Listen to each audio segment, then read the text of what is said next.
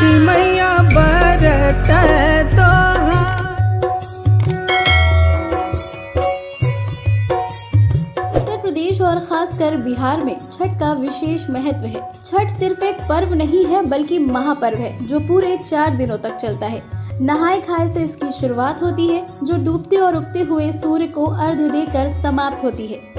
ये पर्व साल में 2 बार मनाया जाता है, पहली बार चैत्र में और दूसरी बार कार्तिक में।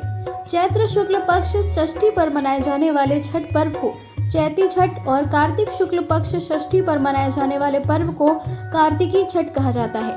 पारिवारिक सुख समृद्धि और मनोवांछित फल प्राप्ति के लिए ये पर्व मनाया जाता है।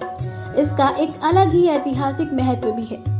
ऐसा माना जाता है कि माता सीता ने भी की थी सूर्यदेव की पूजा।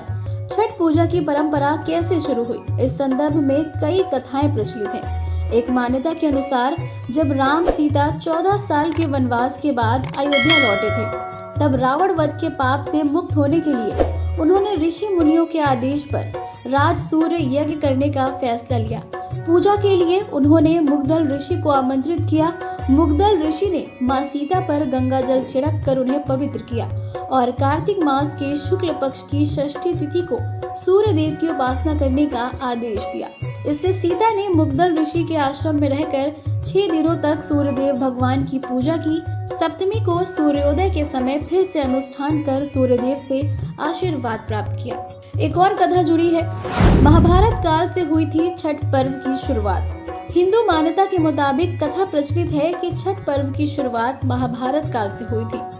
इस पर्व को सबसे पहले सूर्यपुत्र कर्ण ने सूर्य की पूजा करके शुरू किया था। कहा जाता है कि कर्ण भगवान सूर्य के परम भक्त थे और वो रोज घंटों तक पानी में खड़े होकर उन्हें अर्घ्य देते थे। सूर्य की कृपा से ही वो एक महान योद्धा बने। आज भी छठ में अर्घ्य दान देने की यही परंपरा प्रचलित है। द्रौपदी ने भी रखा था छठ व्रत। छठ पर्व के बारे में एक और कथा भी प्रचलित है। इस किंवदंती के मुताबिक जब पांडव सारा राजपाट जुए में हार गए, तब द्रौपदी ने छठ व्रत रखा था। इस व्रत से उनकी मनोकामनाएं पूरी हुई थी और पांडवों को सब कुछ वापस मिल गया था। लोक परंपरा के अनुसार सूर्यदेव और छठी मैया का संबंध भाई और बहन का है, इसलिए छठ के मौके पर सूर्य की उपासना फलदायी मानी गई है। क्या है छठ का पौराणिक महत्व? इन कथाओं के अलावा एक और किंवदंती प्रचलित है।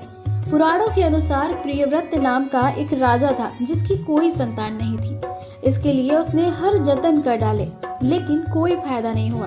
तब उस राजा को संतान प्राप्ति के लिए महर्षि कश्यप ने उसे पुत्रेष्टि यज्ञ करने का परामर्श दिया। यज्ञ के बाद महारानी ने पुत्र को जन्म दिया लेकिन वो मरा पैदा हुआ।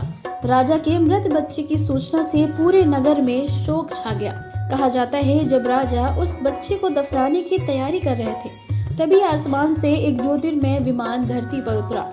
उसमें बैठी देवी ने कहा, मैं षष्ठी देवी और विश्व के समस्त बालकों की रक्षिका हूँ। इतना कहकर देवी ने शिशु के मृत शरीर को स्पर्श किया जिससे वो जीवित हो उठा।